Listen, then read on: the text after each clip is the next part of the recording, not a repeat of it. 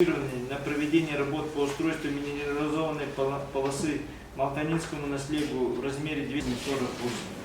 В зоне авиационного обслуживания 4 тонны бензина и инвентарей на сумму 800 тысяч рублей.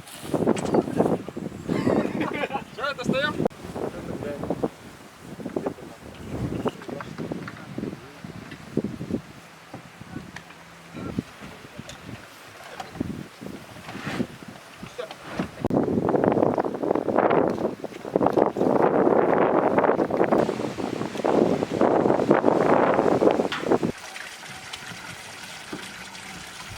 Вот, например, наши пожары, например, вот эти, да, по 23-му вот Бескёйский, Атаманский наследие отработали с этой стороны.